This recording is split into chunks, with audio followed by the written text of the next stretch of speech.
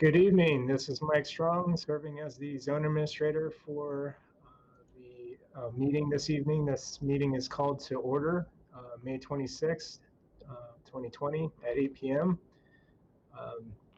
Approximately commencing at 8:04 p.m. Pursuant to Governor Newsom's executive orders, certain Brown Act requirements for holding a public meeting have been temporarily suspended, and members of city staff and the zoning administrator will participate in this meeting by teleconference or video conferencing technology. In the interest of preventing the spread of coronavirus 19, members of the public were encouraged to submit their comments online through different emailing and online form submissions. The City Council chambers is effectively closed. We're going to go around the room and do introductions for those that are able to connect. And I'll do that first. My name is Mike Strong. I'm the Director of Community Development, serving as the zoning administrator. And then we'll go around. Darren, if you want to introduce yourself. Yeah, Darren Parker, Associate Planner with the City of Escondido. Okay, and Paul? Yeah, I'm Paul Bingham, Assistant Planner with the City of Escondido's Planning Division. Okay, and Kirsten, would you like to introduce yourself? Kirsten Perino, Administrative Coordinator, acting as Zoning Administrator Witness. Okay, and we also have some applicants, project proponents that are available, and I'll ask for their introductions as we move forward with the business. But just to confirm, if anyone is watching from home, this is a little bit different than our typical zoning administrator hearings. If you would like to submit comments in writing, you can do so. There is also a live link to view the information online, and you can ask for your comments to be read out loud as part of this hearing process. So with the meeting called to order, we have 3 public hearing items to consider this evening. The first is a minor conditional use batch consisting of several different small cell node facilities, commonly referred to as case numbers PHG 20-03, PHD 20-05, PHD 20-08, PHG 20-15, PHG 20-17, PHG 20-22, and lastly, PHG 20-24. At this point, I'll ask for a brief staff overview and presentation. Darren, if you could please introduce the item. Yeah, so the 7 items that are being presented right now are for a minor conditional use permit to install and operate 7 AT&T small wireless facilities in the public right-of-way. All 7 are similar to each other, to where they have 1 canister antenna affixed on top of a city street light, and 4 radio units that will be mounted vertically onto the side of the pole.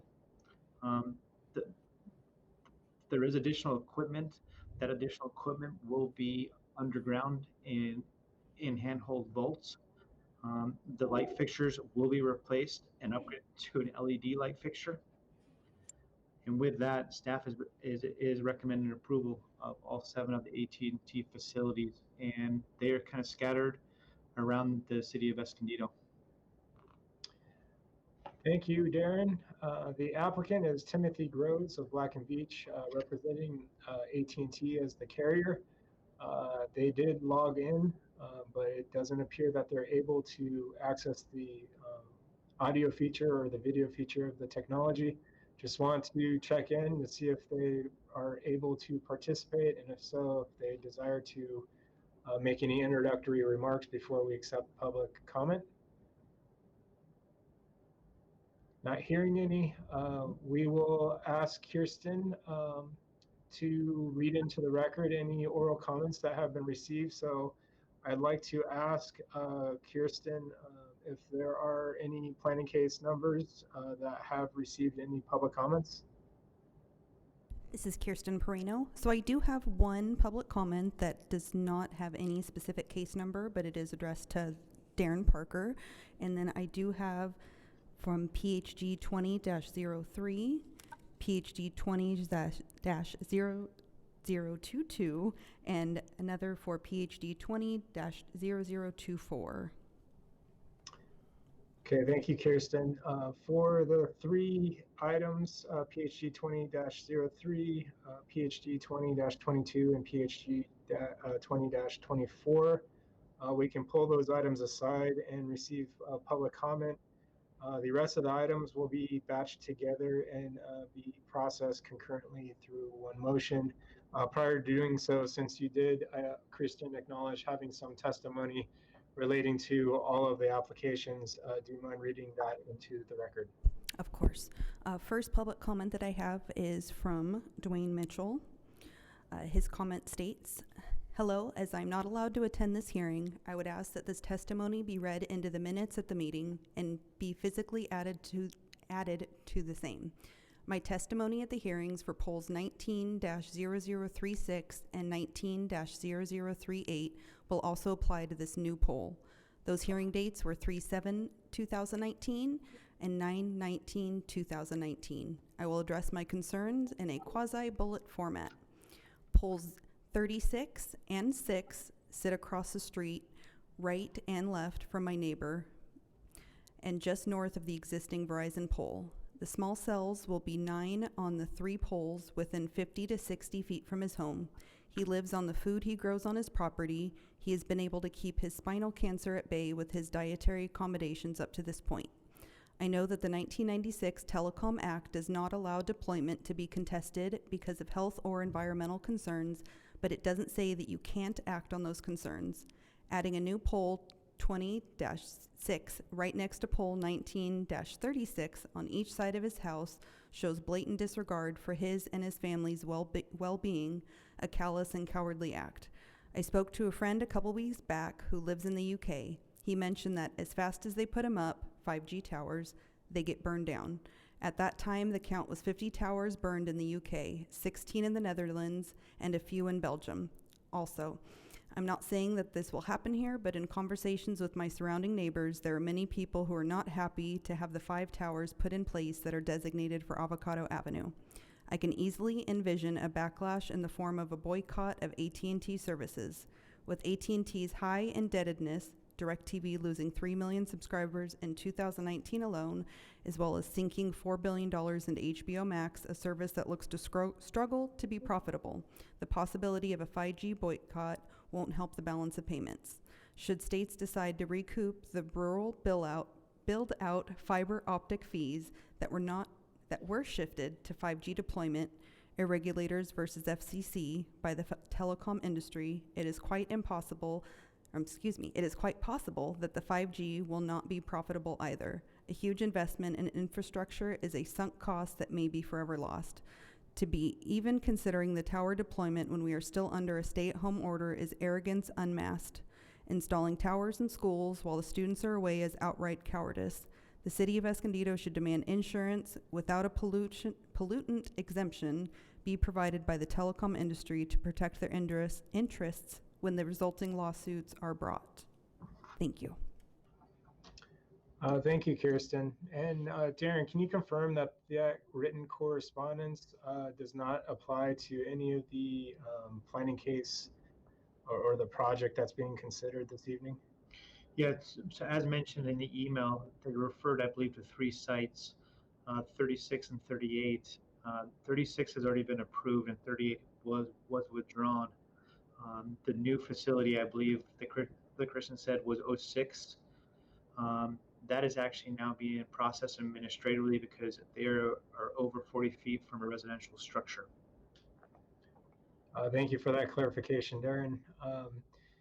So pursuant to the items being considered this evening and the request of the author of that comment, please add that information to the planning cases that are being considered this evening, and also do so with the planning cases that were specifically referenced in the author's email.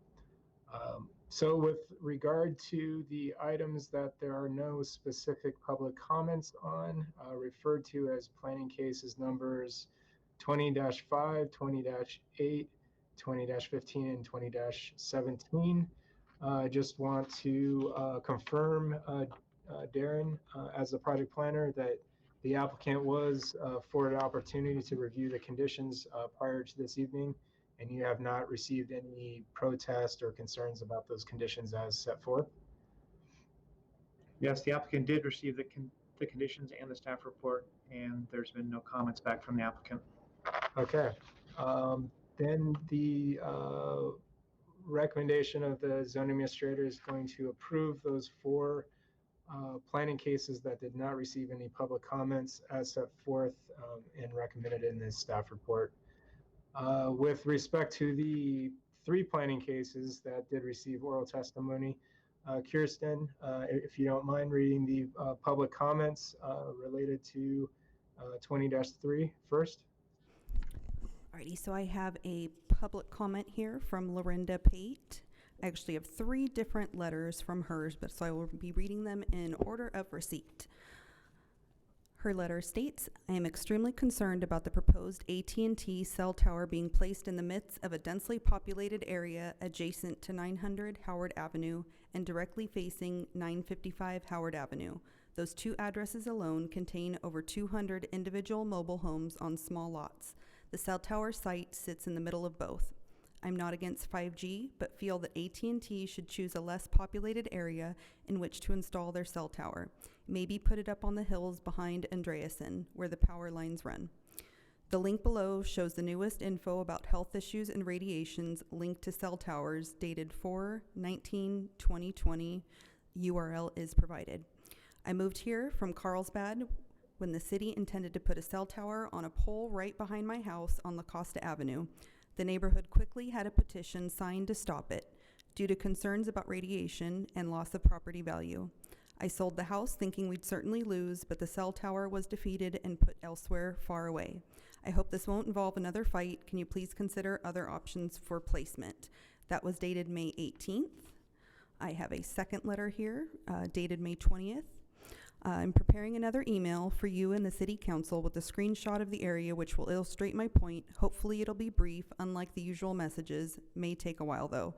My concern has little to do with aesthetics. It has to do with placement of micro tower and distance from homes where people will be exposed to RF waves, even though the long-term effects of RF are still being disputed.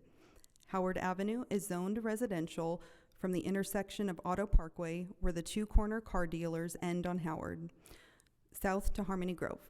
Jeff Epp, Bernadette, and Verpy will recall previous zoning disputes here with car haulers obstructing views from entrances to dwellings, causing fatal accidents. The proper micro tower is being placed in what equates to right between 2 multi-unit residential dwellings.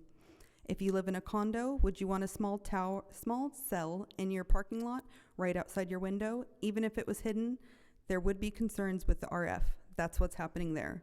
All we are asking is that the micro cell tower be installed north of the intersection of Auto Parkway and Howard Avenue, across from Auto Parkway behind the small commercial area next to 2 corner car dealers. The current site is too far south on Howard, right in the middle of the residential zoned area. In walking the area yesterday, I spotted many light poles all around the auto park that would be better suited for the small cell than what's currently being proposed.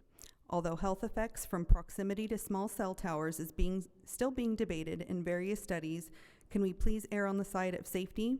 Placing this unobtrusive micro cell on a pole on Auto Parkway would still provide coverage with no effect on the surrounding commercial area, which is only staffed for a few hours a day in the offices far from the street light poles. Thank you for the photos. They illustrate that the proposed location is right next to the entrance to 900 and directly across a 2-lane street from 955 Howard Avenue, where many units are still close in proximity. And my last letter here, dated from Lorinda Pate, is May 26, which does include a picture here. Residents of 900 and 955 Howard, adjacent communities totaling 202 homes, are concerned about the AT&T microcell tower proposed for placement at the entry to 900 Howard, facing 955 Howard. This is a densely populated residential zoned area. While health concerns over radio frequency waves are still being hotly debated by scientists and others, wouldn't it be wise to err on the side of safety rather than rushing to install the tower and finding out later that there are dire consequences? There are several city There are several identical city street poles just to the north of the proposed location. Lavender circles on the map provided there are located in a commercial part of Howard Avenue near the intersection of Auto Parkway. Placing a microcell tower on one of these poles would not directly impact car dealers or the residents of adjoining residential complexes, outlined in red on the map provided. I humbly implore you, please deny this permit in the desired location and urge AT&T and other cellular companies to consider the health and welfare, or at least very least, the wishes of the residents of the neighborhood where they wish to add cell towers, micro, macro, or otherwise. Would you be comfortable with a micro tower facing your living room window? Sincerely, Lorinda Pate. That is the last comment for item PHG 20-3. Thank you, Kirsten. At this point, the zoning administrator considers the totality of the record, which includes the public comment just read into the record. And the applicant has demonstrated good faith effort to identify and evaluate preferred locations and alternative locations that are not feasible, practical, or potentially available. And after analyzing and demonstrating that the site is necessary to close in a significant gap in service in the community, and in light of recent federal laws that preempt local agencies, the zoning administrator hereby approves that planning case number 20-03. Kirsten will move to the next item, 20-22. For that planning case number, you mentioned earlier that there was a written record received, and can you please read that and enter as oral testimony? Thank you. I have a letter here from Christy Riley, who is in opposition. Her comment states, I am opposed to replacing the light pole in our neighborhood with one that includes an AT&T cell tower due to health issues. There are several studies that conclude the risk of these units with cancer and other health issues. Below are just a few articles. It would be important to note if this is 5G as well. 3 articles with URLs were provided. The first one was titled, What You Need to Know About 5G Small Cells. Second is 5G regulatory headache and health risk concerns. And the last website provided titled Dangers of Living Near Cell Towers Raised. Thank you. Thank you, Kirsten. The analysis of the project showed that the RF emissions generated from the site, subject site, would be below FCC guidelines, and pursuant to federal law, local agencies may only regulate the placement and installation of wireless communication facilities based on their compliance with federal law concerning emissions, which eliminates the ability to regulate it based on health effects, real or perceived. So considering the totality of the record, which includes the information that was just received, the zoning administrator hereby approves planning case number 20-22. And Kirsten, for the last particular item on the agenda was reference to 20-24. Can you please provide the oral communication or oral testimony reflecting the written communications that you received? Thank you, Mike. The first public comment I have is from Felipe Martinez. His comment states, my wife and I are opposed to the installment of a small cell wireless facility. We decided to buy here because we like the community and it was lined with trees and streetlights and great views all around. This is one of the reasons we were willing to pay HOA fees and Melrose to move our family into this community. While we understand the growing need for technology, we believe there are other viable options farther away from homes. We have seen small cell wireless sites in nearby areas where it looks like there has been an addition of antennas/radio units, and we don't want this to be the case here. We are concerned we are being shown a current image which can slowly change with more technology needs, therefore more equipment/units added to the pole. Also, what else will be added with this small cell wireless facility? Will a pedestal electric metering box be added too? Are there possibilities of other phone companies adding equipment/units to the pole?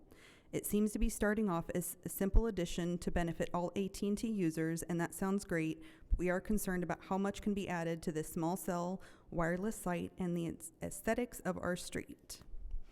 I have a second email submission here received from Janet Lopez. Her comment reads, I live 3 houses down from the proposed site of this wireless tower the City of Escondido plans to install. I strongly oppose this. Until we know with 100% undeniable and verifiable certainty that this tower will pose absolutely no harm of any minuscule degree to our children, which mine will be playing directly under it, as a parent, a member of this community, a taxpayer, a resident of the city, and an American citizen, find another site away from our children. AT&T can find another site to put their towers. Our service is fine, and even if it wasn't, I would not want to improve it at the minuscule expense of our children's health and safety. And the last public comment received is from,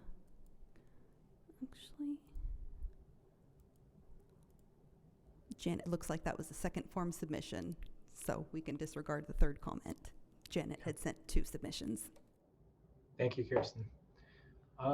So the record does show that AT&T did consider other sites on different poles within the area, but none of the sites was either in a desirable location from a construction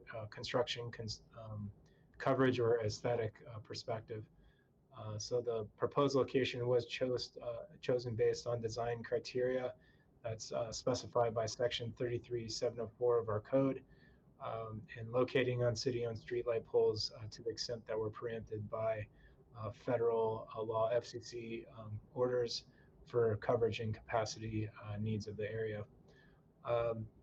So with that, we'll close the public comment period on 20-24, and the zoning administrator hereby approves the application as set forth with the conditions as stated.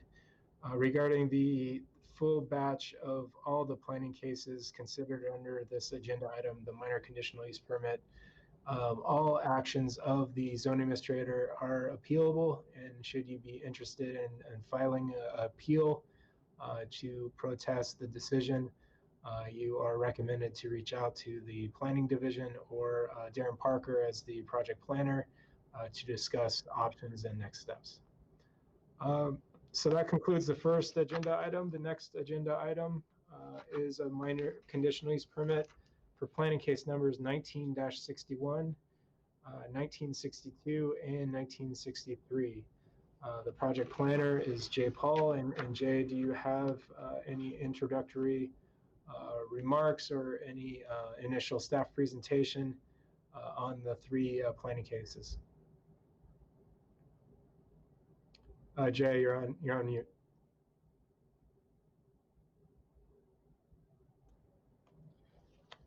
Yes, Jay Paul, Senior Planner. All 3 facilities are the same design. They will be located on existing street light poles, consisting of 2 integrated antenna within a concealment shroud mounted onto the side of existing street lights, and the existing luminaire will be replaced with an LED luminaire. Staff is recommending approval of these. They will be Crown Castle, the carrier will be T-Mobile, and all 3 are located within residential neighborhoods. That concludes staff's presentation. Thank you, Jay.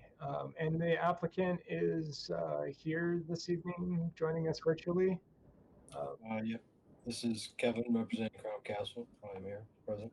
Great, thank you for joining us. Just want to make sure that you receive the staff report, understand the terms and limitations of the conditions of approval, and have no objections to any of the written record received to date. We have received it and have no objections. Okay. At this time, Kirsten, can you check to see if any written communications have been received that we need to read into the record? Thank you, Mike. I do have one written comment here, which does not have a case number, but it is assigned to Jay Paul. This is from John Lee. His comment states, "This is to inform you in the City of Escondido that my family and I do not have interest in your tower.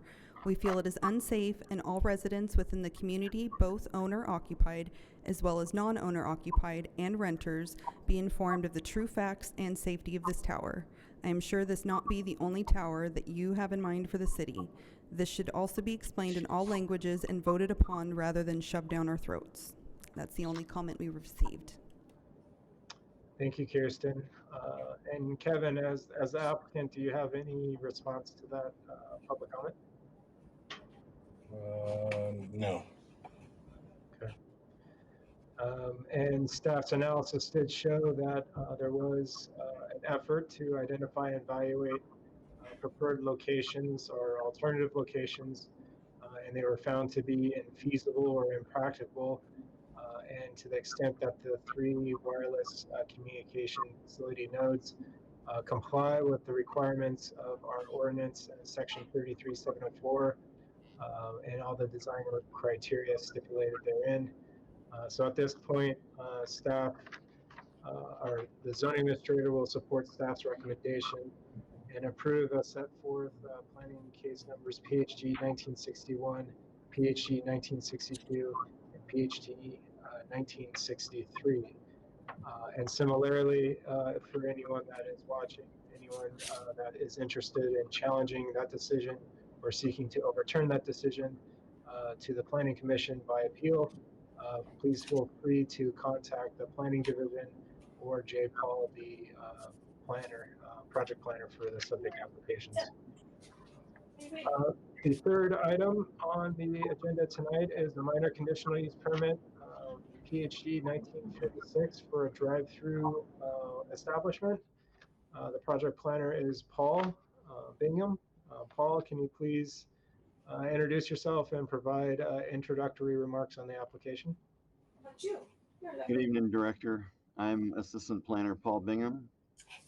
Item B3, which is case PHG 190046, is a minor conditional use permit to install a drive-through window and an existing restaurant on the southeast corner of South Elm and East Valley Parkway. Included in this request is a 75 square foot addition, site modifications to accommodate a drive-through lane with menu boards, a trash enclosure, and landscaping, and also a 20% reduction in required parking.